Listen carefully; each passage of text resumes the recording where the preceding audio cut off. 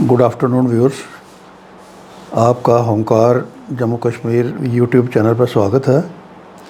मैं Deep Singh, founder member और national council member आम आदमी पार्टी जम्मू से।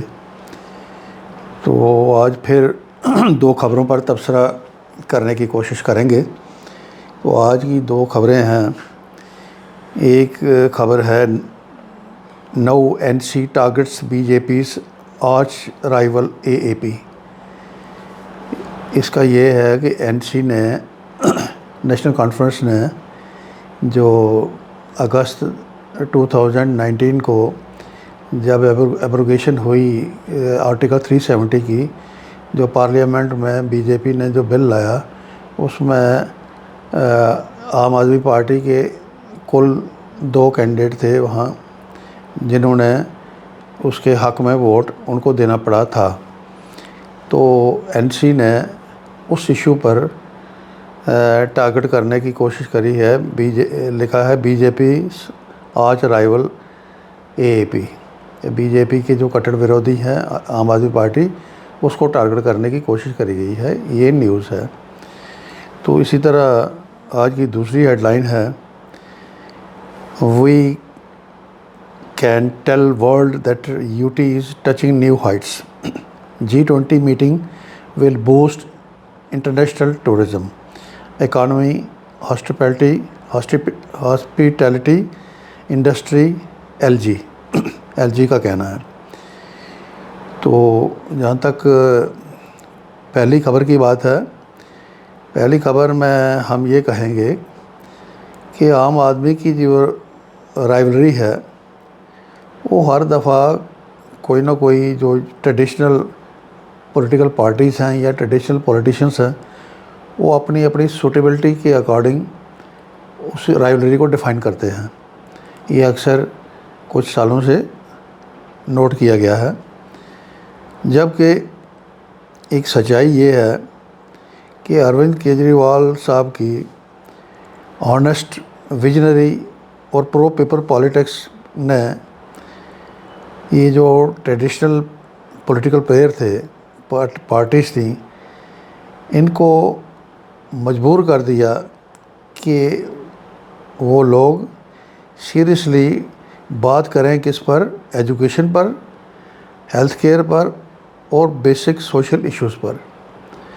ये पहली दफ़ा भारत की हिस्ट्री में 70 साल के बाद ये पहली दफ़ा ऐसी डेवलपमेंट हुई कि केजरीवाल साहब की पॉलिटिक्स ने इन बाकी लोगों को, ये जो ट्रेडिशनल प्लेयर बने हुए थे, ये अपनी धुन में मस्त थे, अपने एजेंडे लेकर एक करप्शन का बाज़ार गर्म किया हुआ था। तो इन्होंने, केजरीवाल साहब की पॉलिटिक्स ने इनको मजबूर कर दिया ये इन 3 इश्यूज़ पर फोकस करें, बात करें। तो जबकि दूसरी साइड पे देखा जाए तो जो खुलेआम लूट मार का धंधा ट्रेडिशनल पॉलिटिशियंस ने, पॉलिटिकल पार्टियों ने गर्म कर रखा था, उसको भी चोक करने का काम कहीं ना कहीं, उस पर भी रोक लगने का काम ज़रूर हुआ, किसके, केजरीवाल साहब की पॉलिटिक्स के सामने आने के बाद, ये मानना पड़ेगा। तो ये आम आदमी पार्टी का जो स्टैंड था पार्लियामेंट में अगस्त 2019 वाले इश्यूज़ पे, वो बड़ा पॉलिटिकली सोचा समझा था। पॉलिटिकली सोचा समझा इसलिए था कि आम आदमी पार्टी के कुल 2 वोट थे।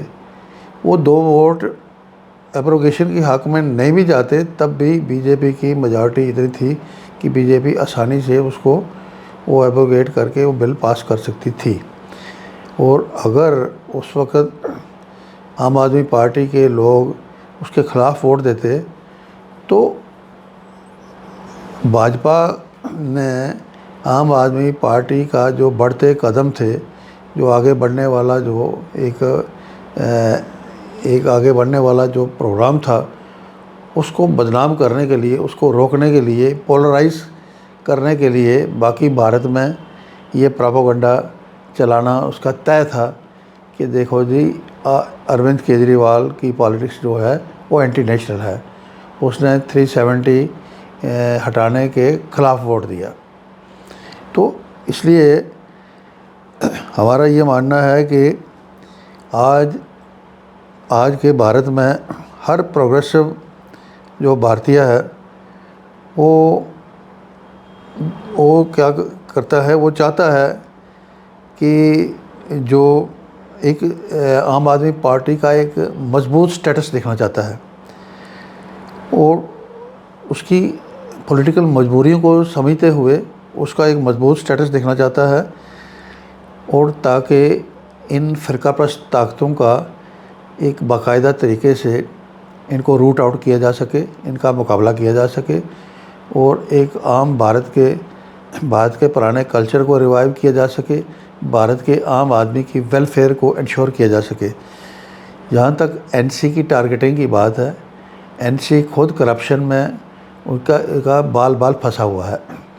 एनसी और पीडीपी की नालायकियों की वजह से, नाकामियों की वजह से ही ये एब्रोगेशन का स्टेप जो है बीजेपी आसानी से ले सकी। अगर एनसी ने अपने वक्त रहते 370 के बारे में, 35A के बारे में एक ओवरऑल अवेयरनेस जम्मू कश्मीर में लोगों तक पहुंचाई होती तो किसी बाहर वाले की ये जुर्रत नहीं होती वो इनकी एब्रोगेशन का सोचता भी।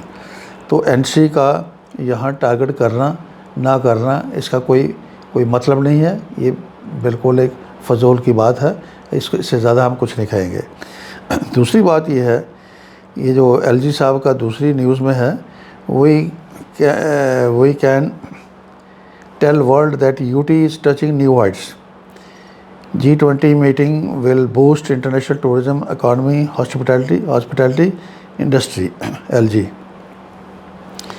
इसमें हम ये कहेंगे कि जो न्यू हाइट्स हैं वो दुनिया में ऑलरेडी वेल डिफाइंड है। न्यू हाइट्स होती क्या है, वो वेल डिफाइंड है।